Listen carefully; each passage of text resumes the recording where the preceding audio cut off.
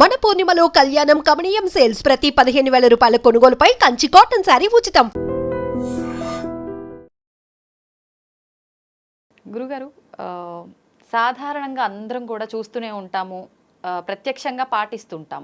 ఏంటంటే సూర్యగ్రహణమైనా చంద్రగ్రహణమైనా సరే ఆ రోజు మనం గ్రహణం పట్టడానికి కాస్త ముందుగానే గరికను తీసుకొచ్చి శుభ్రం చేసి ఆహార పదార్థాల్లో, పచ్చళ్ళలో, వాటర్లో అలా మనం ఏదైతే తీసుకుంటుంటామో లిక్విడ్స్ అయినా ఏదైనా సరే ఆహారంగా వాటన్నిటిలో వేసి పెడుతుంటారు.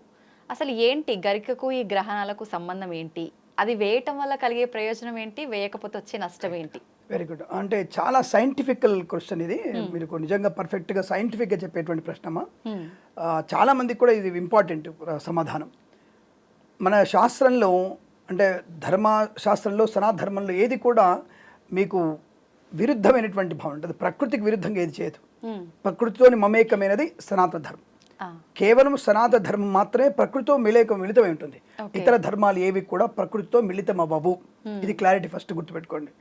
ఇప్పుడు అమ్మాయి అడిగిన ప్రశ్న గరిక అన్నటువంటి వర్డ్ వాడింది అమ్మాయి. గరిక కాదు, దర్భ దాని పేరు. దర్భ అంటారు దాన్ని. ఆ దర్భను కూడా ఒక మంచి రోజున కోస్తారు. ఇష్టవంతుడు కోయడానికి ఉండదు, చాలా జాగ్రత్తగా కోస్తారు దాన్ని. ఆ దర్భ ఏమిటంటే పవిత్రం వై దర్భ అంటే దర్భ ఎప్పుడు పవిత్రమైనది. అగ్నిహోత్రము అంటే చాలా మంచి నిష్ఠాగటువంటి సంధ్యావందనం చేసుకునేటువంటి బ్రాహ్మణుడు. ఎందుకంటే ఆ మాట ఎందుకంటే ఇవాళ రేపు బ్రాహ్మణుడు ఎవడు కూడా సంధ్యావందనాన్ని కూడా చేయట్లేడు. అలాగని చెప్పేసి మంచి బ్రాహ్మణుడు ఎవడూ లేడు. కొద్దిమంది అంటే తప్పుగా అనుకోదు. ఎవడెవడైతే ఇక్కడ వర్డ్ బాగా యూజ్ చేస్తున్నా, ఎవడెవడైతే మద్యపానం చేస్తూ ధూమపానం చేస్తూ మీ యొక్క విధిని తప్పుగా చేసుకుంటున్నారో వాడు సద్బ్రాహ్మణుడు ఎందుకు అవుతాడు? అటువంటి వాళ్ళు పవిత్రులు కారు. పవిత్రమైనటువంటి బ్రాహ్మణుడు, అలాగే దర్భ, బంగారము, ఈ మూడు కూడా ఇప్పటికి అగ్నిహోత్రము, తర్వాత మనకి గోవు, అలా సుమంగళి, ఇవెప్పుడు కూడా పవిత్రమైన వస్తువులు. వీటికి ఎప్పుడు కూడా అపవిత్రంగా ఉండేటువంటి అవకాశం లేదు, అపవిత్రమయ్యేటువంటి అవకాశమే లేదు. కాబట్టి అగ్నిహోత్రం దాంట్లో దర్భకంత పవిత్రత ఉంది కాబట్టి అది దర్భని పెట్టుకొని చెప్పారు. ఇప్పుడు గ్రహణం అప్పుడు ఎందుకు పెట్టుకోవాలి? అసలు గ్రహణం వల్ల వచ్చే ప్రమాదం ఏంటంటే కాస్మెటిక్ ఎనర్జీ. ఇప్పుడు మిగిలినటువంటి కాస్మెటిక్ ఎనర్జీ అనేది కాస్మిక్ ఎనర్జీ మళ్ళీ ఇబ్బంది కలిగిస్తూ ఉంటుంది. ఇప్పుడు సైంటిస్ట్ కూడా చెప్తారు ఈ కాంతి అనేది మసిపూసి అద్దంతో చూడొచ్చు, ఏం కాదు అని చెప్తున్నారు తప్ప మసిపూసి అద్దంతో చూడడం డైరెక్ట్ చూడొచ్చుగా. శరీరానికి కాంతి తగిలితే ప్రమాదం అని చెప్తున్నాం మేము చెప్తున్నప్పుడు, మరి వీరికి మసిపూసుకొని చూడంటున్నారు, నేరుగా చూస్తే ఏమవుతుంది అంటే కంటికి రెటినా ప్రాబ్లం ఉంటున్నారు.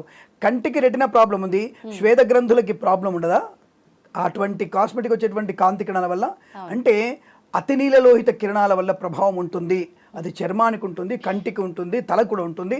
ఎందుకు 10 సార్లు కనుక మీరు గ్రహణంలో ఎటువంటి ఆచ్ఛాదన లేకుండా శుభ్రంగా తడి నీళ్ళు స్నానం చేసి పోయి మీరు గ్రహణంలో కూర్చోండి, మీకు 2 ఏళ్లలో తెల్ల వెంట్రుకలు అయిపోతాయి అవన్నీ కూడా.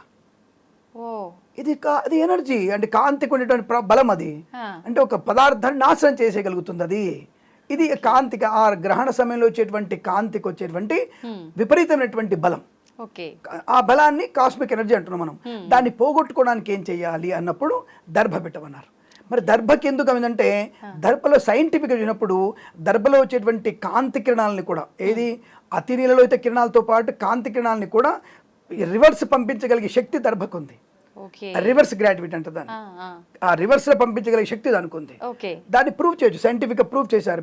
మనకి ఈ మధ్య మనం చూస్తున్నాం, ఏదో సినిమాలో చూశాను నేను, మనకి శ్రీదేవి వాళ్ళ తల్లి గారికి బ్రెయిన్, కుడివేరుకు బ్రెయిన్కి ఎడమవేరుకు సర్జరీ జరిగిందని చెప్పేసి ఒక సినిమాలో ఒకసారి వచ్చి కుక్క కళ్ళని, ఓంకార్ అనే సినిమా అనుకుంటా, ఒక అబ్బాయి సినిమా వచ్చింది, కుక్క కళ్ళని అబ్బాయికి పెడతారు. దాంట్లో చెప్పారు, దాంట్లో ఒక విషయం కూడా చెప్పారు, మేము ఇలాంటివి గ్రహిస్తాం మేము అందరం కూడా. నీటికి కూడా మెమరీ పవర్ ఉంటుంది. నీటికి మెమరీ పవర్ ఉంది.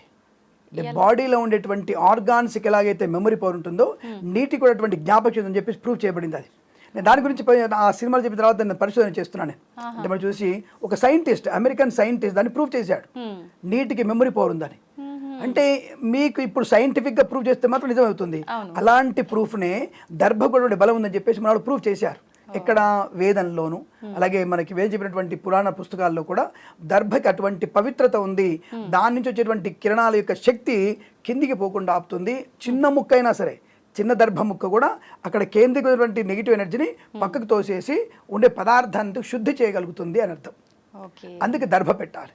ఇంతటి చిన్న మాటకి మీకు ఇంత పొడుగు ఉపన్యాసం ఇవ్వాల్సి వచ్చింది చూడండి. అంటే దర్భ అటువంటి పవిత్రమైంది కాబట్టి దర్భని తప్పకుండా మనం ఇళ్లలో పచ్చళ్ళ మీద, నిలువ మీద, నీళ్ళ మీద తప్పకుండా పెట్టుకుంటే అందులో వచ్చేటువంటి నెగిటివ్ ఎనర్జీని కట్ చేసి పాజిటివ్ ఎనర్జీ మనకు కలిగించే అవకాశం ఖచ్చితంగా ఉంటుంది. ఓకే, ఇది దర్భ యొక్క మొత్తానికి రీజన్ ఇది. ప్రాశస్త్యం. అవును. ఎవరైనా మన గ్రహణం పట్టబోతుంది అనగానే వెంటనే వెతుకుంటారు, కానీ అసలు ఏంటి రీజన్ అంటే వెయ్యాలి, అది ఎప్పటి నుంచో మా తాతల కాలం నుంచి ఇలా చేస్తున్నారు, మేము చేస్తున్నాం, అదే ఆన్సర్ తప్ప ఇది రీజన్ అని అంటే మీకు ఏదైతే నెగిటివ్ ఎనర్జీని ఆ దర్భ వల్ల జరిగేటువంటి పూర్తి స్థాయి ఎనర్జీని తొలగించేటువంటి శక్తి దర్భకు ఉంటుంది. అది మనకి ఇప్పుడు రీసెర్చ్ జరుగుతుంది. మేము కూడా రీసెర్చ్ చేసి చెప్దామని ప్లాన్ చేస్తున్నాం. ఈ షేర్ మార్కెట్ గురించి మధ్య రీసెర్చ్ చేస్తున్నాం. అసలు ఏ గ్రహాల వల్ల ఎప్పుడు పెరిగింది. ఇప్పుడు మీకు 10 లక్షల కోట్ల లాభం అని చెప్తున్నారు, 5 లక్షల కోట్ల నష్టం అంటున్నారు. ఏ రోజు లాభం వచ్చింది, ఇప్పుడు ఏ కంపెనీకి లాభం వచ్చింది, ఆ కంపెనీ గత 3 ఏళ్ళుగా లాభాలు వచ్చాయి నష్టాలు వచ్చాయా, ఇది మేము దాన్ని అంచనా వేస్తున్నాం. అంచనా వేసుకుంటూ ఆ రోజు లాభం వచ్చినవి, ఆ రోజు నష్టం వచ్చిన వాటిని చూసే ప్రయత్నం చేస్తున్నాం. బికాస్ ఆఫ్ చాలా మంది కుహానా పండితులు, కుచితమైనటువంటి జ్యోతిష్కులు, చెట్టు కింద జ్యోతిష్కులు చాలా మంది వచ్చేసారు. వాళ్ళని మేము పక్కకి జరపాలంటే మేము పరిశోధన చేయాల్సిన అవసరం వచ్చేసింది. ఎందుకంటే నోటికి వచ్చిందల్లా వాగేటువంటి జ్యోతిష్యం కాదమ్మా. ఇప్పుడు మీకు నేను ఇప్పుడు చెప్పే దర్భ గురించి ప్రూఫ్ చేయగలిగే కెపాసిటీ నా దగ్గర ఉంది. With proof I can speak anything. With ప్రూఫ్గా మాట్లాడుతున్నాను నేను. అంత గట్టిగా మాట్లాడగల శక్తి ఉంది కాబట్టి ఇది మన పుస్తకాల్లో చెప్పబడింది. పవిత్రం వై దర్భ సువర్ణం కానీ, బ్రాహ్మణుడు కానీ, అగ్నిహోత్రం కానీ ఇవన్నీ కూడా పవిత్రమైన చెప్పబడుతుంది. కాబట్టి ఆ దర్భకు అంత పాజిటివ్ ఎనర్జీ బలంగా ఉంటుంది. దానివల్ల మనకి పదార్థాలు కాపాడబడతాయి, అనుకూలంగా ఉంటుంది, ఆరోగ్యపదంగా ఉంటుంది. కాబట్టి మనం చేసుకోని చెప్పాము.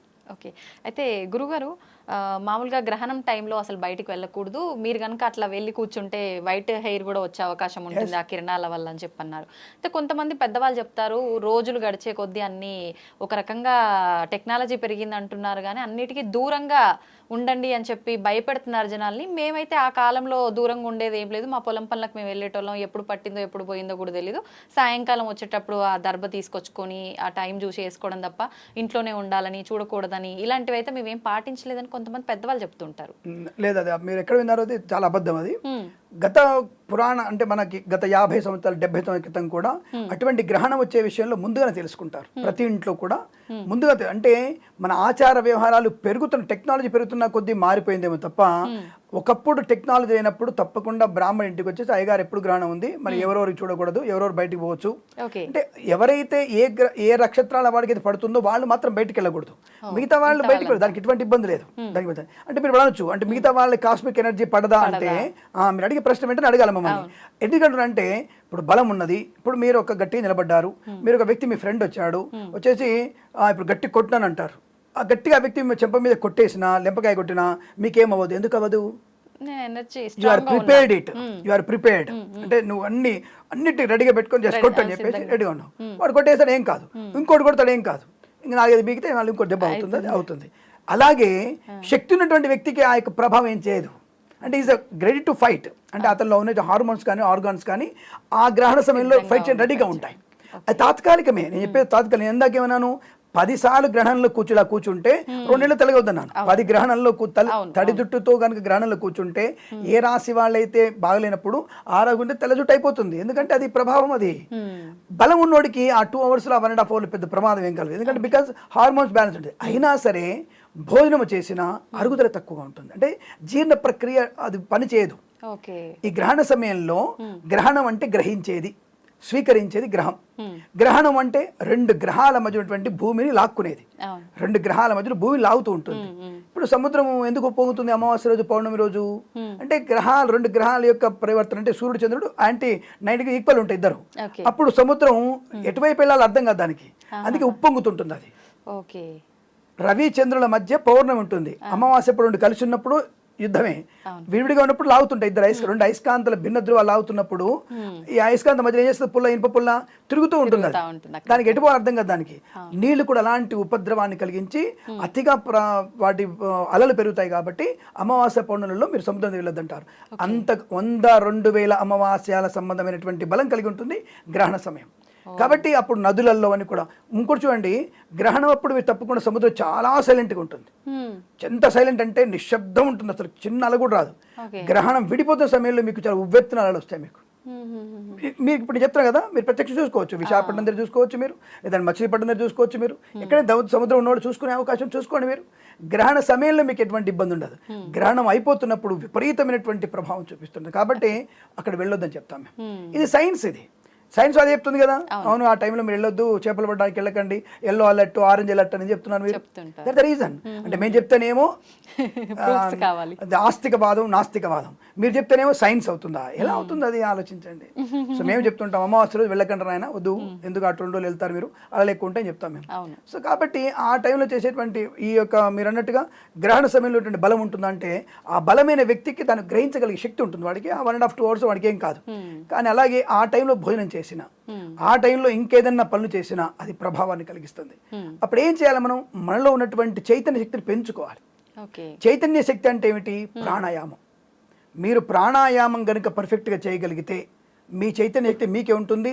ఒక ఇంద్రజాలికుడు ఎలాంటి తన యొక్క ఇంద్రజాలి తత్వాన్ని తను చేస్తుంటాడో అలా మీ బాడీని మీరు ఇంద్రజాలిక తత్వంతో పెట్టుకోవచ్చు. మీరు గాలిలో లేవచ్చు, మనం ధ్యానం చేసుకుంటే గాలి వచ్చు, మీరు చాలా సాధన అవసరం, తప్పకుండా అవసరం. గాలిలో తేలడానికి అవకాశం ఉంటుంది. ఉపాసన బలం, దాని ఉపాసన బలం అంటారు. శ్రీ మహర్షి మహేష్ యోగి ఢిల్లీలో వేద యూనివర్సిటీ వాళ్ళు ఇదే చేస్తారు. మీకు ప్రాణాయామం చేసి వాళ్ళు చేస్తుంటారు. ఉన్నాయి మీరు చూడండి, మహర్షి మహేష్ యోగి వేదిక్ యూనివర్సిటీ, మహేష్ గారు సిద్ధాంత వారు లేనప్పుడు, మన మహర్షి మహేష్ యోగి గారు లేనప్పుడు ఆయన కాలం చేశారు. ఢిల్లీలో ఉండే పెద్ద యూనివర్సిటీ, అది వేద యూనివర్సిటీ ఉండే. అది కొంత దుష్టశక్తుల వల్ల నాశనం అయిపోయింది. అది మనకి ఇప్పటికి కూడా ఆయన పాఠశాలలు ఉన్నాయి. ఇప్పటికి కూడా ఆయన చేసేటువంటి ప్రాణిక్ హీలింగ్ అంటారు దాన్ని, ప్రాణిక్ హీలింగ్. దాంతో మనిషి లేవచ్చు, గాలు లేవచ్చు. మేము ప్రత్యక్షంగా చూసాం, అప్పుడు మేము చిన్నతనంలో మేము చూసాం వాళ్ళని. సో కాబట్టి గ్రహణ సమయంలో బయటికి వెళ్ళడానికి అనేది లేదమ్మా, బయటికి వెళ్ళకూడదు అసలు. ఇంట్లోనే ఉండి మన ఆత్మ చైతన్యాన్ని పెంచుకునే ప్రయత్నంగా జపము, తపము, ప్రాణాయామము ఇవి చేసుకుంటే సరిపోతే తప్పకుండా అనుకూలంగా ఉండే అవకాశాలు ఖచ్చితంగా ఉంటాయి. ఓకే, అయితే గురుగారు నేను అసలు ఈ టాపిక్ అడగడానికి రీజన్ ఏంటి అంటే, ఇప్పుడు మనకి సెప్టెంబర్ నెలలో చంద్రగ్రహణం రాబోతుంది అని చెప్పి అంటున్నారు. అయితే మనకు ఉగాది పంచాంగం చెప్పినప్పుడు అసలు ఈ సంవత్సరం గ్రహాలే లేవు అని కూడా కొంతమంది పురోహితులు చెప్పారు. మరి ఇప్పుడు ఈ నెలలో చంద్రగ్రహణం, తర్వాత మళ్ళీ అమావాస్యకి సూర్యగ్రహణం రాబోతుందని చెప్పి అంటున్నారు. ఇంకొకటి, ఈ చంద్రగ్రహణం తర్వాత ఇప్పుడు ఏదైతే జల ప్రళయాలు వస్తున్నాయో దానికి మించిన ప్రళయం రాబోతోంది అని చెప్పి కూడా అంటున్నారు. నిజంగా గ్రహణం ఉందా? రైట్, ఓకే, మంచి ప్రశ్న. రేపు 17వ తేదీ మధ్యాహ్నం తర్వాత నుంచి 18వ తేదీ ఉదయం వరకు మనకి పౌర్ణమి తిథి ఉంది. 17వ తేదీ నుంచి 18వ తేదీ వరకు పౌర్ణమి ఉంది. సో మనకి ఎప్పుడైనా సరే గ్రహణం రావాలంటే చంద్రుడు ఉన్నప్పుడే గ్రహణం రావాలి. చంద్రగ్రహణం ఇప్పుడు వచ్చి మీరంటే చంద్రగ్రహణం, పౌర్ణమి రోజు చంద్రగ్రహణం, అమావాస్య రోజు సూర్యగ్రహణం ఉంటుంది. చంద్రగ్రహణం రాత్రిపూటే పడుతుంది, పగలు కూడా పడే అవకాశం లేదు. రెండవది, ఇప్పుడు మీరు అన్నట్టుగా ఇది దాదాపుగా north America, south America, Finland, Argentina, Chile, తర్వాత మనకి నైజీరియా, ఫ్రాన్సాస్కో, తర్వాత మనకి న్యూజెర్సీ లాంటి న్యూయార్క్ చోట, తర్వాత రష్యా మాస్కోలో, ఇటువంటి ఉక్రెయిన్లో, ఇటువంటి చోట మాత్రం మీకు గ్రహణం యొక్క ప్రభావం ఉంది. అది వాళ్ళ టైం ప్రకారంగా నేను చెప్పేది యూటీసీ అంటే యూనివర్సల్ టైం క్లాక్ ప్రకారం చూసుకుంటే అయితే మనకి 8:40 to 11:40, మనకి 8:40 11:40. బట్ ఇంటర్నేషనల్ వాడి టైం బట్టి చూసుకుంటే అర్ధరాత్రి 2 గంటల 40 నిమిషాలు, 7 గంటల 40 నిమిషాల నుంచి 11 గంటల 40 నిమిషాల వరకు ఉంది. సో 4 గంటల 6 నిమిషాల వరకు ఉంది. ఇది సౌత్ ఆఫ్రికాలో ఉంది, ఆఫ్రికా ఖండంలో ఉంది, నైజీరియా, చీలీ ఇటువంటి దేశాల్లో తప్ప బెల్జియంలో కూడా ఉంది. మన దేశంలో కనిపించేటువంటి అవకాశం లేదు. కనిపించినప్పుడు మనకి ఇప్పుడు మీరు నన్ను కనిపిస్తే నమస్కారం అంటారు, ఫోన్లో పలకరిస్తే నమస్కారం అంటారు. ఫోన్లో పలకరికుండా కనపడకుండా మీరు నమస్కారం ఎందుకంటారు అంటే దాన్ని ఎంత చూసినా నవ్వుతారు, ఏంటో ఎవరితో మాడుతుంది అమ్మాయి అనుకుంటారు. కాబట్టి మనకి గ్రహణం కనపడినప్పుడే దాని ప్రభావం మన మీద ఉంటుంది. కనుక మీరు ఎట్టి పరిస్థితుల్లో ఈ గ్రహణం గురించి 18తో తెల్లవారుజామున వస్తుంది, 17తో రాత్రి వస్తుంది. ఈ గ్రహణం ప్రభావం చాలా ఎక్కువగా ఉంటుంది. ఇంకా ఏం చెప్తున్నానంటే మీరు అడిగారు చెప్తున్నాను నేను, ఉత్తరాభాద నక్షత్ర రాహుగ్రస్తాస్త చంద్రగ్రహణం ఇది నిజమే. మనకి తెలుగు వాళ్ళు మన ఐ డ్రీమ్ ఛానల్ చూసేవాళ్ళు అమెరికాలో ఉన్నారు, సౌదీలో ఉన్నారు, బెల్జియంలో ఉన్నారు. కాబట్టి వాళ్ళకి తప్పకుండా పాటించాలి. అందుకే టైం చెప్పాను వాళ్ళకి 7:40 నుంచి 11:47 వరకు మీకు తప్పకుండా గ్రహణ సమయాన్ని పాటించాలి. అది కుదండి. యూటీసీ ప్రకారంగా మనకి లేదు కాబట్టి మన దాని గురించి మనం ఇండియన్స్ అంటే భారతీయులు ఎప్పుడు కూడా మీరు పాటించవలసిన అవసరం లేదు. కాశ్మీర్ నుంచి కన్యాకుమారి వరకు మన గ్రహణం యొక్క ప్రభావం లేదు లేదు లేదు పాటించవలసిన అవసరం అంతకన్నా లేదు. కాబట్టి దాని గురించి మీరు బెంగపడక్కర్లేదు. గర్భిణీ స్త్రీలు జాగ్రత్తగా ఉండాల్సిన అవసరం లేదు. మీ పనులు మీరు చేసుకోవచ్చు. మీరు హాయిగా మీ యొక్క కార్యక్రమాలను పూర్తి చేసుకొని ఆనందంగా ఉండవచ్చు. దానికి ఎటువంటి ఇబ్బంది లేదు. రెండవది, వచ్చే అమావాస్య గ్రహణం ఉందా? ఇప్పుడు ఈ గ్రహణం లేదు అక్కడ మీరు ఇందాక ఒక మాట అన్నారు, ఉగాది పంచాంగ శ్రవణంలో ఏ గ్రహణాలు లేవని చెప్పాము మేము. లేనప్పుడు మళ్ళీ ఇప్పుడు కొత్తగా ఎందుకు ఉందని చెప్తాం మేము. కాబట్టి అలా చెప్పినప్పుడు అతిశయోక్తి అంటారు దాన్ని. సో మమ్మల్ని చూసి నన్ను నేను చూసి నవ్వుకోవాలనిపిస్తుంది. కాబట్టి గ్రహణం, సూర్యగ్రహణం లేదు, మన చంద్రగ్రహణం లేదు. 2 గ్రహణాలు ఎక్కడ కూడా మనకు లేవు. మీరు ప్రాబ్లం పడాల్సిన అవసరం లేదు. ఇక ఇంకోటి అమ్మాయి అడిగిన ప్రశ్నకి సమాధానం, ఒక ప్రళయం లాంటిది వచ్చే అవకాశం ఉందా? యుగాంతం అయిపోతుందా అనేటువంటి వ్యక్తులకి సమాధానం. గ్రహణాలు మనకి ఒక సంవత్సరంలో 3 గ్రహాలు కూడా వచ్చాయి మనకి. 1986-88 మధ్యలో ఒకే సంవత్సరం 3 గ్రహాలు కూడా వచ్చాయి మనకి ఒక్కొక్కసారి. అటువంటిప్పుడే మనకేం ప్రమాదం జరగలేదు. లేని గ్రహణం గురించి మనకు ప్రమాదం ఎక్కడ జరుగుతుందో ఆలోచించండి. గ్రహణం ఉన్నప్పుడు ప్రభావం ఉంటున్న విషయం వాస్తవం. కొంతమంది వచ్చేసి కరోనా టైంలో 2 గ్రహణాలు వచ్చాయి. ఆ 2 గ్రహణాలకి అంత భీభత్సం ఏం కాలేదే. కాలసర్ప దోషంతో కూడినటువంటి గ్రహణాలు వచ్చినందు వల్ల అది మీకు చెప్పబడింది. అదే చెప్తాను మీకు, చాలా మంది చెప్తాను నేను, మీరు పంచాంగకర్తలు ఎవరు చెప్పలేదు మాకు ఇలాంటివి చెప్తారు. నేను మళ్ళీ చెప్తున్నాను, బిజుమళ్ళ మాధవ శర్మ సిద్ధాంతి గారు, అలాగే మనకి భార్గవ సిద్ధాంతి గారు, తర్వాత వచ్చేసి మనకి అన్నయ్య గారి పేరు మనకి మన వారి పేరు క్షమించండి మర్చిపోయాను నేను, గార్గే గారు ఈ 3 వ్యక్తుల పంచాంగంలో స్పష్టంగా రాయబడింది. ఎప్పుడు ఇది మీకు 2019 మన కరోనా వచ్చింది కదా, 2018 డిసెంబర్లో మన పంచాంగం రిలీజ్ అవుతుంది. 2019లో మనకి కరోనా వచ్చింది అనుకుంటాను. అంతకుముందు మీకు నేను ఆంధ్రభూమి పంచాంగంలో స్పష్టంగా బిజుమళ్ళ మాధవ శర్మ సిద్ధాంతి గారు స్పష్టంగా కింద విత్ ఇంక్లూడింగ్ నేమ్ ఒక రకమైనటువంటి క్రిమి కీటంతో ప్రపంచ నాశనం జరిగే అవకాశం ఉంది అని స్పష్టంగా మెన్షన్ చేశారు దాన్ని. మరి మీరు ఎందుకు మాది తీసుకోలేదు? మరి 3 చెప్పారు కదా, ఎందుకు తీసుకోలేదు? ఇప్పుడు నేను ప్రూవ్ చేయగలుగుతా దాన్ని. ఇప్పుడు నా దగ్గర పుస్తకం ఇప్పటికి ఉంది, నేను ప్రూవ్ చేయగలుగుతా. మరి ఎవరు అడగరు నన్ను, నేను ప్రూవ్ చేయగలుగుతా. ఒక సిద్ధాంతం చెప్తే ఎవరు చెప్తే నీకేంటి చెప్పబడింది. రెండోది అంతకంటే మించిపోయింది. ఇప్పుడు నా గురించి నేను గొప్పగా చెప్పుకుంటాను మీకు. నేను మొన్న జరిగినటువంటి వర్షాలు 31 మనకి 31, 1, 2, 3 వర్షాల తేదీలో మీకు జూలై 27వ తేదీ వరకు, ఆగస్టు 27వ తేదీ వరకు ఏ ఒక్కళ్ళైనా సరే వాతావరణ శాఖ వాళ్ళు మీకు ప్రమాదం వర్షం ఉందని చెప్పారా? ఛాలెంజ్, ఇప్పుడు నేను ఓపెన్ ఛాలెంజ్ మీకు చేస్తున్నాను. నేను గొప్పడని చెప్పట్లా, నేను జాతకంలో నేను అన్ని చెప్పేస్తాను. ప్రధానమంత్రి మోడీ అవుతాడా, తర్వాత ఇంకోటి అవుతాడా, బోడీ అవుతాడా, నాకు సంబంధం లేదు, అనవసరం నాకు. రాహుల్ గాంధీ, బీగుల్ గాంధీ నాకు సంబంధం లేదు నాకు. ఇక్కడ ఉన్నటువంటి కొన్ని విషయాల్లో మనం స్పష్టంగా మేము చెప్పిన విషయాలు కొన్ని మేము చెప్పుకోవాలిగా మేము కూడా. ఇప్పుడు వర్షం పడుతుంది మీకు ఎవరైనా వాతావరణం చెప్పారా? నేను తప్పకుండా నా ఛానల్ ద్వారా చెప్పబడింది, నేను చూశాను, నేను చెప్పాను ఆ విషయాలు. బాబు నాయకులు జాగ్రత్త, నేను సివిఆర్ టీవీలో చెప్పాను, నేను మన ఛానల్లో చెప్పాను, నేను మీకు వర్షం పడే అవకాశం ఉంది జాగ్రత్త అని చెప్పినా మేము చెప్పాము. మేము మరి మమ్మల్ని ఏం తీసుకోలే మీరు? రెండవది, ఇప్పుడు మళ్ళీ ఇంకోటి చెప్తాను మీకు. వాతావరణ శాఖ తప్పుపట్టట్లేదు, వాళ్ళు సైంటిస్టులు మంచి వాళ్ళు కూడా. బట్ వాతావరణ శాఖ వాళ్ళు మొన్న 3వ తారీఖు సెప్టెంబర్ 3వ తారీఖు, రిపీట్ ద డేట్, సెప్టెంబర్ 3, 2024 రోజున 8, 9, 11 తేదీలో కూడా భారీ వర్షాలు ఉండే అవకాశం ఉంది, తుఫాను కేంద్రీకృతమని అన్నారు. ఇవాళ తారీఖు ఎంతమ్మా? 13వ తేదీ. మనం 13 సెప్టెంబర్ మేము ఈ యొక్క ప్రోగ్రామ్ చేస్తున్నాం. మరి వర్షం ఏమైనా కనబడిందా మీకు? ఇప్పుడు ఆంధ్రాలో వర్షం పడిందా? తెలంగాణలో వర్షం పడిందా? పోనీ బీహార్లో పడిందా? ఒరిస్సాలో పడిందా? మంచి ఎండలు ఉన్నాయి. మరి ఇప్పుడు నేను మరి మమ్మల్ని నమ్మమంటానా, ఇంకొకరిని నమ్మొద్దని చెప్తానా? అది మీకు వదిలేస్తున్నాను, నేను ప్రేక్షకులకి వదిలేస్తున్నాను. నేను నా శాస్త్రాన్ని తప్పనేటువంటి స్థాయి నీకున్నప్పుడు నువ్వు చెప్పింది తప్పని ప్రూవ్ చేస్తున్నాను ఇక్కడ నేను. కానీ నేను సైన్స్ని వ్యతిరేకంగా మాట్లాడట్లా, సైన్స్ని గౌరవిస్తాను నేను. బట్ నా శాస్త్రాన్ని తక్కువ చేసి మాట్లాడితే నువ్వు నా శాస్త్రం వెనుక ఉన్నావు అంట. నేను నా శాస్త్రానికి నువ్వు వెనుక ఉన్నావు నువ్వు. ఎందుకంటే సూర్యుని కాంతి నువ్వు ఇప్పుడు చెప్తున్నావు. సూర్యుని కాంతి గురించి నా సనాధర్మం 1000 ఏళ్ల క్రితం చెప్పింది. నా హనుమాన్ చాలీసాలో చెప్పింది, నాకు సూర్యుడికి మన దూరం ఎంత అన్న హనుమాన్ చాలీస చెప్పింది. బట్ హనుమాన్ చాలీస పుట్టినప్పుడు రాసినప్పుడు నువ్వు లేవు, నీ నాసా లేదు, నీకు ఇండియాలో ఉన్నటువంటి ఏది కూడా వాతావరణ శాఖ లేదు. కాబట్టి నా గురించి, నా గ్రహణం గురించి చెప్పొద్దు. ఇప్పుడు గ్రహణాలు మేము చెప్తున్నా అంటున్నాం కదా, విత్ టైం సెకండ్తో సహా మేము 70 ఏళ్ల క్రితం ఇదే గ్రహణం గురించి చెప్పాము, పంచాంగం రాసి పెట్టేవారు. మరి ఇప్పుడు రాసి పెడుతున్నారు. మీరు చెప్పిన టైం తేడా అవుతుంది, కానీ మీరు చెప్పిన టైం తేడా అవ్వదు. రెండవది, ఇక్కడ సిద్ధాంతం తప్పలేదనట్లే. 90% ఫేక్ గాళ్లే ఉన్నారు జ్యోతిష్కులు, 90% ఫేక్ గాళ్లే ఉన్నారు. గాళ్ళు అంటున్నాను ఎందుకే. 10% మహనీయులు ఉన్నారు, మంచి వాళ్ళు చాలా మంది ఉన్నారు. వాళ్ళని గౌరవించే ప్రయత్నం చేయండి, వాళ్ళు చెప్పింది వినే ప్రయత్నం చేయండి. మీరు చెప్పినట్టుగా చూస్తే ఫేక్ ఎక్కువగా ఉంది కాబట్టి జనాలు అసలు వాళ్ళని కూడా నమ్మటం మానేశారు. సంతోషం గురుగారు. నిజంగా జనాల్ని ఒక రకంగా భయభ్రాంతులకు గురి చేయడము అలవాటు అయిపోయింది కొంతమందికి. అలాంటి భయాలు ఇలాంటి వీడియోల రూపంలో మీలాంటి వాళ్ళ ద్వారా స్పష్టమైన ఇన్ఫర్మేషన్ ఇవ్వగలిగితే, నిజంగా మీలాంటి వాళ్ళు అడిగే ప్రశ్నలకి స్పష్టత మనం ఇవ్వగలిగితే, నేను సైన్స్ నమ్ముతాను ఎప్పుడు చెప్పట్లేదు. సైన్స్ ఇప్పుడు మీరంటే సరే మరొక విషయం తప్పుగా అనుకోద్దు. సరే, శ్రీమతి సునీత విలియమ్స్ గారు అంతరిక్షంలో ఉన్నారు బాబా, వారు ఎప్పుడు రావాలి? సైన్స్ ఈ సైంటిస్టుల ప్రకారం ఎప్పుడు రావాలి ఆవిడ? మీకు తెలుసా విషయం? ఎప్పుడు రావాలి ఆవిడ?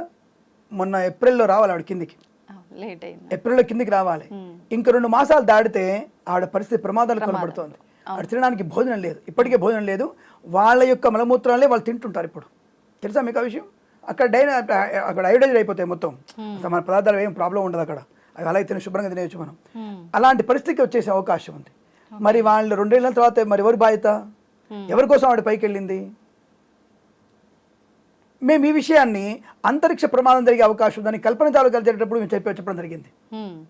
అంతరిక్షంలో ప్రమాదం జరిగే అవకాశం చెప్తాం తప్ప ఫలాని కల్పన చావ్లా ఫలానా మేజర్ మేము చెప్తాం. మాకు పాలు విరిగిపోయినా చెప్తాం తప్ప ఈ ఫలాని జెర్సీ ఆవు బర్రె పాలని పైకి చెప్తావా? పాలు విరిగిపోతాయి. అది జెర్సీ ఆవు కావచ్చు, ఇంకో ఆవు కావచ్చు, ఇంకో బర్రె కావచ్చు, ఇంకోటి కావచ్చు. ఏ గేదె అయితే మాకేంది, ఏ బర్రె మాకేం అవసరం ఉంది? పాలు విరిగిపోవడం చెప్తాం అంతవరకు మేము. అంతే. సో కాబట్టి నువ్వు ఆ సునీత విలియమ్స్ గారు మేము ఏం కోరుకుంటున్నాం ఇప్పుడు? మేము చేసుకుంటున్నాం రోజు పూజ. మీకు ఎవరు చెప్పాల్సిన అవసరం లేదు. అమ్మ దేవుడు ఆవిడ తొందర రావాలి. ఎందుకంటే ఆవిడ శాస్త్రవేత్త వల్ల చాలా మందికి ఇన్స్పైర్గా అంతరిక్షంలో వెళ్ళే వాళ్ళు ఉంటారు. దానికోసం ఆవిడ కిందికి తొందరగా ఆరోగ్యంగా కింద మేము దండం పెట్టుకుంటున్నాం రోజు. అది మాకుండే శక్తి మాది. మేము వారికి అలా చేసే ప్రయత్నం చేస్తాం. ఆవిడకి అంతరిక్ష ప్రమాదం మళ్ళీ మనం చెప్పాం. మేము అంతరిక్షంలో ఇబ్బంది విషయం అంటే మమ్మల్ని సంప్రదించారుగా. హట్ వాడే ఆఫ్టర్ ఆల్ పంచాంగం, ఆఫ్టర్ ఆల్ కాగితాలు పట్టుకొని వాడు గ్రహాలు ఊహించి చెప్తుంటాడు, నిజం చెప్పడు వాడు. మేము చెప్పేది ఊహాత్మకే కావచ్చు. మేము we cannot show the everything because మీకు ఆ అవకాశం మాకు లేదు. అది ఉండింటే మిమ్మల్ని ఎక్కడ తొక్కిపెట్టేవాళ్ళం, ఈ సైంటిస్ట్ తొక్కిపెట్టేవాళ్ళం మేము. అది మేము విజువలేషన్ లేదు కాబట్టి మేము వెనకడుగు వేయాల్సి వస్తుంది. భగవంతుడు చూపి అంటే ఏం చూపిస్తాం? నాలాంటి వాడు ఉంటాడు, నేను చూపిస్తాను భగవంతుడిని. బట్ ఒక టెస్ట్ పెడతానంట నేను. ఒక టెస్ట్ పెడతాను మీకు. వైశాఖ మాసంలో మిట్ట మధ్యాహ్నం బయటికి తీసుకెళ్తాను మిమ్మల్ని. మీ 2 కళ్ళకి క్లిప్ వేస్తా, ఓపెన్ క్లిప్ పెడతాను నేను. అంటే కళ్ళు ఇట్లా ఓపెన్గా ఉంటట్టుగా నేను మెడ వంకర వేసి పెడతా, పైకి పెడతాను నేను. సూర్యుడు మీ మీద ఉంటాడు, సూర్యుడు మిమ్మల్ని చూస్తూ ఉండాలి. సూర్యుడు మీరు చూస్తూనే ఉండాలి. మీ కడుగుట్లు కనుక 6 గంటల తర్వాత తీసుకెళ్ళి టెస్ట్ చేపిస్తాం. అక్కడే పక్కన మన ఇక్కడ ల్యాబ్ తీసుకెళ్ళి చెక్ చేస్తాం. మీ రెటీనా ప్రాబ్లం లేదు అంటే నేను దేవుడు లేడు అక్కడ ఒప్పేసుకొని సగం గుండి చేసుకొని తిరుగుతాను నేను. రెటీనా ప్రాబ్లం ఉందయ్యా ఈమెకంటే మాత్రం దేవుడు ఉన్నాడు, వాడే దేవుడు. ఇప్పుడు మీరు సైన్స్ గురించి మీరు నమ్ముతున్నారే, ఇదే B12 అంటే అదే అని చెప్తున్నారు అందరు కూడా. అమ్మ B12 అంటే అదే అమ్మ. చర్మ గ్రంథుల్లోకి రక్తనాళాల్లోకి సూర్యుడి కాంతి వెళ్ళి లోపల ఉండేటువంటి గ్రంథులన్నీ కూడా ఓపెన్ అయిపోయి B12 ప్రసారం అవుతుంది. సూర్యుడి నుంచి B12 రాదు మనకి, మనలో ఉంటుంది B12. అది కరిగి వృద్ధి పొందాలి. అది చర్మ గ్రంథులలోకి లిక్విడ్ వల్ల ప్రాసెస్ అవ్వాలి. దానికి సూర్యకాంతి కావాలి. ఏ లైట్ కింద పెడుతుంది కాదు మరి. అందుకే చెప్పాము సూర్యనారాయణ భగవంతుడు, ప్రత్యక్ష భగవంతుడు ఆయన చెప్పాము. ఇప్పుడు మీరు వచ్చేసి సన్రేలో కలిసి 20 minutes అని చెయ్యన్న బయట పెట్టండి కనీసం. ఈ స్థాయికి వచ్చేసారు. B12 అంటే మీరు చెప్తున్నారు. మరి మేము చెప్పింది ఏమిటి? నా శాస్త్రం, నా ధర్మం చెప్పింది ఏంటి? అదే కదా. దాని గురించి మాట్లాడతాం, మేము గట్టిగా మాట్లాడతాం. అందుకనే సునీత విలియమ్స్ లాంటి వాళ్ళందరూ కూడా క్షేమంగా రావాలని కోరుకుంటున్నాం. మరి అలాంటప్పుడు నువ్వు కరెక్ట్గా సైంటిస్ట్ అయితే, నీ నాసా కరెక్ట్ అయితే తర్వాత ఏప్రిల్లో బయట రావాలిగా. సెప్టెంబర్, అక్టోబర్, నవంబర్ తర్వాత తన పరిస్థితి గందరగోళంగా ఉంటుంది. ప్రపంచం అందరం కూడా దిగులు ఆలోచించట్లేదు. ఎవరు సోషల్ మీడియా దిగు ప్రస్తావన చేయట్లేరు. ఎందుకు? నెగిటివ్ వెళ్ళిపోద్ది కాబట్టి. కానీ షీఈ్ విల్ బి బ్యాక్, తప్పకుండా వస్తుంది, తప్పకుండా అనుకూలంగా ఉంటుంది. అమ్మవారి అనుగ్రహంతో ఆవిడ క్షేమంగా ఉంటారు, సందేహం లేదు. నిజంగా అందరికీ సంతోషం కలిగింది, చాలా సంతోషం. ఎందుకంటే మేము ఎప్పుడు కూడా మా చర్చలు ఇవి కూడా వస్తాయి. ఆవిడెవరు మాకెందుకు? సునీత విలియమ్స్ ఎవడు? ఆవిడ మాకేంటి? మాకు సంబంధమా? ఎవరినో చేసుకుంది, ఆవిడ ఎవడో పోయింది, అమెరికా నుంచి పోయింది, అమెరికా పోయింది, మాకెందుకు? రాకేష్ శర్మ ఏమన్నా మనోడా? పక్కింటోడు, మన హైదరాబాద్ వాడా? లేదా మన భాగ్యనోడు కాదు, మన విజయవాడోడు కాదు. ఎందుకు అనుకోవాలి మనం? అంటే ఎక్కడున్న ఒక మంచి వ్యక్తి అక్కడ నేనేది ఒక్కళ్ళనే కాదు, అక్కడ ఇద్దరు కూడా రావాలంటా నేను, అందరు కూడా రావాలంటా నేను. సో అలా మనకి అంటే ఈ సైంటిస్ట్ తప్పు చేయట్లేదు, కానీ మీది కరెక్టే ఉండదని చెప్తున్నాను నేను. మీరు 100% కరెక్ట్గా సుమాన్ చెప్పడం ఉద్దేశం. బట్ యూ నెవర్ 100% కరెక్ట్ ఉండరు మీరు. అది ఇంపాసిబుల్. దానివల్ల మనకి మేము ఇప్పుడు మా గురించి తప్పుగా మాట్లాడితే మేము మీ గురించి మేము తప్పులు చెప్పే అవకాశం వస్తుంది. కాబట్టి చెప్పడం తప్ప నేను ఎవరిని అవమానించట్లేదు. ఆ విషయం గుర్తుపెట్టుకోండి. ప్రభుత్వానికి వ్యతిరేకం కూడా కాదు నేను, అలానే భయపడడం లేదు. ధర్మ మార్గం విత్ విజిత కార్యక్రమానికి స్వాగతం. ప్రస్తుతం మనతో పాటు ఉన్నారు ప్రముఖ ఆధ్యాత్మికవేత్త అనుపమ అడూప. ఇప్పుడు వారితో మాట్లాడి మరిన్ని విషయాలు తెలుసుకునే ప్రయత్నం చేద్దాం. నమస్తే అండి. నమస్తే అండి. అయితే షష్టగ్రహ కూటమి మనకు మార్చి మాసంలో వచ్చే 29వ తారీఖున షష్టగ్రహ కూటమి అని చెప్పి, అదే రోజున సూర్యగ్రహణము అని చెప్పి, అమావాస్య కూడా ఉంది అని చెప్పి అంటున్నారు. వాస్తవమేనో కాదో మరి. మొత్తానికి అంటే మామూలుగానే షష్టగ్రహ కూటమి 6 గ్రహాల కలయిక అనేది చాలా బీభత్సాన్ని సృష్టించబోతుంది అని చెప్పి కొంతమంది చెప్పడం జరుగుతోంది. కొంతమంది పెద్దగా భయపడాల్సిన అవసరమే లేదు అని చెప్పి చెప్తున్నారు. ఈ 3 కలవటం వల్ల ఇంకా ఎక్కువగా ప్రమాదం అని చెప్పి చెప్తున్నారు. అసలు ఏంటి వాస్తవం? ఏం జరగబోతుంది ఆ రోజు? ఓకే, ఫస్ట్ ఆఫ్ ఆల్ మనకి ఉగాది శుభాకాంక్షలు ప్రేక్షకులందరికీ కూడా. షష్టగ్రహ కూటమి మీరు అన్నట్టు మార్చ్ 29th 2025లో ఏర్పడుతుందన్నమాట. షష్టగ్రహ కూటమి అని మనకి వేదిక్ జ్యోతిష్యం ప్రకారం చూసుకుంటే 6 గ్రహాలు కలయిక జరుగుతుంది మీనరాశిలో. కాకపోతే అక్కడ మనకి ఔటర్ ప్లానెట్స్ అని చెప్పి ఉంటాయన్నమాట. నెప్ట్యూన్, ప్లూటో అండ్ యురేనస్ అని చెప్పి, ఇవి మనం ఎక్కువ మట్టుకు వేదిక్ జ్యోతిష్యంలో మనం కన్సిడరేషన్ లోకి తీసుకోము. ఓకే. కాకపోతే ఇక్కడ నెప్ట్యూన్ ఆల్రెడీ మీనరాశిలో సంచారం జరుగుతుంది. ఈ 3 గ్రహాలు ఏంటంటే దీర్ఘకాలికంగా సంచారం జరుగుతూ ఉంటుంది అనమాట. మనం శనినే 2.5 years సంచారం అని అనుకుంటూ ఉంటాము. కాకపోతే ఈ 3 గ్రహాలు నేను చెప్పినవి ఏంటంటే ఇంకా చాలా ఎక్కువ లెంత్ లో సంచారం జరుగుతూ ఉంటుంది. సో ఈ 3 గ్రహాల యొక్క కలయిక అంటే డిఫరెంట్ హౌసెస్ లో ట్రాన్సిషన్స్ జరుగుతున్నాయి. కాకపోతే ఏంటంటే నెప్ట్యూన్, యురేనస్ అండ్ ప్లూటో ఇవి మాత్రం మనకి జనరేషన్స్ గా మనకి కొద్దిగా చేంజెస్ తీసుకొచ్చే గ్రహాలు అనమాట. సో ఇప్పుడు నెప్ట్యూన్ మీనరాశిలో ఉండడము, ఈ షష్టగ్రహ కూటమి 6 గ్రహాలు కూడా మీనరాశిలో కలయిక జరగడము, అండ్ సూర్యగ్రహణం మనకి జనరల్ గా అమావాస్య రోజే సూర్యగ్రహణం ఏర్పడుతుంది. రవి చంద్రులు కలయిక జరిగినప్పుడే సూర్యగ్రహణం జరుగుతుంది కాబట్టి అవును ఆ రోజు సూర్యగ్రహణం కూడా ఉంది, అమావాస్య కూడా ఉంది, ఉగాది ఆ రోజే స్టార్ట్ అవుతుంది, అండ్ శని కూడా ఆ రోజే మీనరాశిలోకి కుంభరాశిలో నుంచి సంచారం అన్నమాట.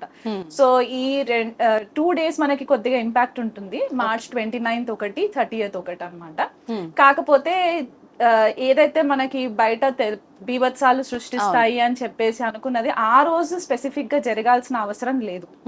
ఇది గ్రహాలు ఒకసారి ఎంటర్ అయిన తర్వాత ఆ ఎనర్జీస్ అన్ని కొద్దిగా కల్మినేట్ అవ్వడానికి టైం పడుతుంది కాబట్టి దాని యొక్క ఎఫెక్ట్స్ ఒకటే రోజు కనిపించకుండా మెల్లిమెల్లిగా స్టెప్ బై స్టెప్ కనిపించే ఛాన్సెస్ ఉంటాయి. కానీ దానివల్ల ఏంటో ప్రకృతి వైపరీత్యాలు వచ్చేస్తాయి, ఇంకా చాలా చేంజెస్ వస్తాయి అని చెప్పేసి అనుకోవడంలో భయపడాల్సిన పని లేదు. నేను పర్సనల్ గా ఎలా ఫీల్ అవుతానంటే చేంజ్ అనేది మనం వెల్కమ్ చేయాలి. చేంజ్ వచ్చిన తర్వాతే మనలో చాలా కొత్త మార్పులు వస్తూ ఉంటాయి, పాత విషయాలు కొన్ని ఎండ్ అయిపోతూ ఉంటాయి. కాబట్టి ఆ వెల్కమ్ ని మనము చేంజ్ ని వెల్కమ్ చేయకపోతే ఎక్కడున్న వాళ్ళం అక్కడే స్టక్ అయిపోతాము అనే ఒక కాన్సెప్ట్ నేను బిలీవ్ చేస్తాను అనమాట. చేంజ్ ఇస్ ఇన్నెవిటబుల్ కాబట్టి. సో ఈ షష్టగ్రహ కూటమి మనకి 6 గ్రహాల కలయిక మీనరాశిలో, అందులో ఎక్కువ మట్టుకు మనకి ఉత్తరాభాద్ర నక్షత్రము ఎక్కువ ఇన్ఫ్లుయెన్స్ అయ్యే ఛాన్సెస్ కనిపిస్తున్నాయి అన్నమాట. ఓకే, అంటే వారిపై ఎక్కువ ప్రభావం ఉంటుందా? ఉత్తరాభాద్ర వాళ్ళకి కొంచెం ఇంకెక్కువ ఎఫెక్ట్ ఉండేది కనిపిస్తుంది. పూర్వభాద్ర అండ్ రేవతి కూడా ఉంటాయి, కాకపోతే ఎక్కువ మనకి ఈ నక్షత్రం వాళ్ళకి చేంజెస్ కొంచెం ఇంటెన్స్ గా ఉంటాయి అన్నమాట. రవి, చంద్రుడు, శుక్రుడు ఉచ్చలో ఉండి రెట్రోలో ఉన్నారనమాట ప్రజెంట్. బుధుడు కూడా రెట్రోలో ఉంటారు ఇప్పుడు, అండ్ శని ఎంటర్ అవుతారు అక్కడే, రాహు ఆల్రెడీ అక్కడే ఉన్నారు. కాబట్టి ఈ షష్టగ్రహ కూటమి అండ్ నెప్ట్యూన్ కూడా కలిసి ఉంటుంది కాబట్టి సప్తగ్రహ కూటమి అని అనుకోవచ్చు కాసేపటికి. తర్వాత ఈ ప్లానెట్స్ అన్ని ఒక ఆస్పెక్ట్ వచ్చేసి మనకి కన్యారాశి పైన పడుతుంది. ఎందుకంటే మీనరాశికి ఆపోజిట్ లో ఉండేది కన్యారాశి. కన్యారాశిలో కేతు ఆల్రెడీ అక్కడే ఉన్నారు, అండ్ కన్యారాశి ఎక్కువ ఇంపాక్ట్ అవుతుంది. చాలా మంది ఏంటంటే మీనరాశిలో షష్టగ్రహ కూటమి జరుగుతుంది, మీనరాశి గురించే మాట్లాడుతున్నారే తప్ప కన్యారాశిని నెగ్లెక్ట్ చేస్తున్నారు అనమాట. అందరూ అని చెప్పను, కొంతమంది. సో వాస్తవానికి చాలా వరకు ప్రతి ఒక్కరు మాట్లాడింది మీనరాశిలో కాబట్టి మీనరాశి వారికి ప్రభావం అనే చెప్పడం జరిగింది. సో కన్యారాశిలో కేతు ఉండడము, అండ్ ఇప్పుడు కుజుడు కూడా ఆల్మోస్ట్ మళ్ళీ వక్రీగతిలో నుంచి బయటికి వచ్చేసి కర్కాటక రాశిలోకి సంచారం జరగడం మనకి April 7th జరుగుతుంది. సో ఆయన కూడా లాస్ట్ డిగ్రీస్ మిథున్ రాశిలో ఉంటారనమాట. సో మిథున్ రాశి నుంచి కన్యా రాశి పైన తన ఆస్పెక్ట్ పడుతుంది, చతుర్థ ఆస్పెక్ట్ పడుతుంది కుజుడికి. గురుడు ఆల్రెడీ వృషభ రాశిలో సంచారం జరుగుతూ మృగశిర నక్షత్రంలో ఉంటారు. ఆయన పంచమ దృష్టి కన్యా రాశి పైన పడుతుంది. ఈ షష్టగ్రహాల దృష్టి మొత్తం కూడా మళ్ళీ కన్యా రాశి పైన పడడం అంటే ఆల్మోస్ట్ 9 గ్రహాల వీక్షణ కన్యా రాశి పైన పడుతుంది, కేతు పైన పడుతుంది అనమాట. సో ఇక్కడ ఇంపాక్ట్ ఎక్కువ మట్టుకు మీనరాశి ఒక ఎక్స్టెంట్ కి ఇంపాక్ట్ అవుతాయి, ఇక్కడ కన్యా రాశి వాళ్ళు కూడా ఇంకెక్కువ స్థాయిలో ఇంపాక్ట్ అయ్యే ఛాన్సెస్ మనకు కనిపిస్తాయి. సో మనకి జనరల్ గా శాస్త్ర ప్రకారం ఏం చెప్తారంటే కన్యా రాశి మనకి నైసర్గిక కాలపురుష కుండలిలో ప్రారబ్ధ కర్మాని కూడా మనకి విశ్లేషణలోకి తీసుకుంటారనమాట. ఎందుకంటే అది మనకి షష్ఠ భావం అవుతుంది. సో షష్ఠ భావం మనకి ప్రారబ్ధ కర్మని రిప్రజెంట్ చేస్తుంది, అంటే మనం గతంలో చేసిన కర్మలన్నీ కూడా ఇక్కడ అకౌంట్ లోకి వస్తాయి. ఈ మీనరాశికి వచ్చేసరికి ఏంటంటే మోక్ష త్రికోణము గురు స్వక్షేత్రం అవుతుంది. సో దాని వల్ల ఏంటంటే మనకి ఏదైతే ప్రారబ్ధ కర్మలు ఇప్పటి వరకు మనం ఫేస్ చేస్తూ వచ్చామో ఈ షష్టగ్రహ కూటమి తర్వాత ఒక ట్రాన్స్ఫర్మేషన్ జరిగే ఛాన్సెస్ కనిపిస్తూ ఉంటాయి. ఎలాంటి? ఇది పర్సనల్ లెవెల్లో ట్రాన్స్ఫర్మేషన్స్ కనిపిస్తాయి, గ్లోబల్ లెవెల్లో కూడా ట్రాన్స్ఫర్మేషన్స్ కనిపిస్తాయి. ఇది వరకు ఏదైతే ట్రెండ్ ని ఫాలో అవుతూ వస్తున్నామో ఆ ట్రెండ్ కొద్దిగా చేంజెస్ లోకి గురి అయ్యే ఛాన్సెస్ కనిపిస్తాయి. అంటే ఒక అలవాట్లు మనం ఏవైతే చేసుకుంటూ వచ్చామో ఆ అలవాట్లు కట్ అయిపోవడము, రిలేషన్షిప్స్ లో కొద్దిపాటిగా ఇండివిజువల్ జన్మ జాతకాల దగ్గరకు వచ్చినప్పుడు మనకి ఎవరితోటైతే సరిగ్గా పడకపోవట్లేదు, కొద్ది కాలంగా మనం ఇబ్బందులు పడుతున్నాం అనుకున్న రిలేషన్స్ కొద్దిపాటిగా చేంజెస్ రావడము, ఇలాంటివి కొన్ని జరిగే ఛాన్సెస్ కనిపిస్తాయి. దీర్ఘకాలికంగా ఇబ్బందులు పడుతూ ఉన్న వాళ్ళు, హెల్త్ పరంగా ఇబ్బందులు పడుతున్న వాళ్ళు, వాళ్ళకి ఏదైనా ఒక సోర్స్ కనిపించడం ఇప్పుడు ఎండింగ్ అవ్వడానికి, కొత్త బిగినింగ్స్ స్టార్ట్ అవ్వడానికి అనమాట. అండ్ మనకి మీనరాశి ఎగ్జిట్ పాయింట్ కూడా అని చెప్తూ ఉంటాం అనమాట. ఎందుకంటే నైసర్గిక కాలపురుష కుండలిలో 12th హౌస్ అవుతుంది. సో ఎగ్జిట్ పాయింట్ అనమాట. మనం మోక్ష త్రికోణ అని కూడా చెప్తూ ఉంటాం. అండ్ అది బేసికల్గా ఏంటంటే జలతత్వ రాశి. సో ఇక్కడ ఏంటంటే గురు స్వక్షేత్రం అవుతుంది కాబట్టి నాలెడ్జ్ కి ఎక్కువ ఇంపార్టెన్స్ పెరుగుతుంది. ఇది వరకు ఏదైతే షార్ట్ కట్ లో అన్ని సాధించేయాలి అని అనుకునే వాళ్ళు ఎవరైతే ఉంటారో వాళ్ళకందరికి కూడా కొద్దిపాటిగా ఇప్పుడు డిసప్పాయింట్మెంట్ అయ్యే ఛాన్సెస్ అన్నమాట. ఎందుకంటే రాహు సంచారం మీనరాశిలో ఒక 18 months నుంచి అక్కడే సంచారం జరుగుతున్నప్పుడు మనం చూసుంటాం ఏంటంటే చాలా మంది స్పిరిచువలిస్టులు బయటికి రావడము, అస్ట్రాలజర్స్ బయటికి రావడము, ఇవన్నీ కూడా జరుగుతూ వచ్చాయి. ఒక మాయలో పెట్టేస్తూ వచ్చేసారు అనమాట. సో ఇప్పుడు ఎప్పుడైతే శని ఎంటర్ అవుతారో మీనరాశిలోకి ఇవన్నీ కొద్దిగా కట్ అవుతాయి. చాలా మట్టుకు ఇంటర్నేషనల్ ఫారెన్ ట్రేడింగ్ లో కూడా టర్మ్స్ అండ్ కండిషన్స్ చేంజ్ అవుతాయి. జియోపొలిటికల్ ఇష్యూస్ లో చేంజెస్ వస్తాయి. కంట్రీస్ టు కంట్రీస్ ఏవైతే మనకి అగ్రిమెంట్స్ ఉంటాయో అగ్రిమెంట్స్, కాంట్రాక్టుల్ అగ్రిమెంట్స్ లో కూడా చాలా చేంజెస్ వస్తాయి. ఇంపోర్ట్ ఎక్స్పోర్ట్ బిజినెసెస్ లో కూడా చాలా చేంజెస్ వస్తాయి. అంటే ఏ కంట్రీ వాళ్ళు వాళ్ళ కంట్రీ పబ్లిక్ కి ఎక్కువ ఇంపార్టెన్స్ ఇవ్వడం అనేది మనకి కనిపిస్తూ ఉంటది అనమాట. ఇది March 29th రోజే జరుగుతుందా అంటే అలా జరగదు. ఎప్పటి వరకు ఉంటుంది ప్రభావం? దీని ఎఫెక్ట్ మనకి దాదాపుగా ఒక 6 to 8 months వరకు ఉంటుంది. అండ్ ఎందుకంటే మళ్ళీ రాహు కూడా బయటికి వచ్చేస్తారు. ఆ షష్టగ్రహ కూటమి 2.5 days వరకు మనకి ఎఫెక్ట్ ఉంటుంది. తర్వాత పంచగ్రహ కూటమి అవుతుంది. ఎందుకంటే చంద్రుడు బయటికి వచ్చేస్తాడు 2.5 days తర్వాత. సో పంచగ్రహ కూటమి మెల్లిమెల్లిగా ఒక పీరియడ్ ఆఫ్ టైం వచ్చేసరికి ఈ గ్రహాలన్నీ బయటికి వచ్చేసిన తర్వాత శని రాహులు మాత్రం 51 రోజులు కలిసి ఉంటారు మీనరాశిలో.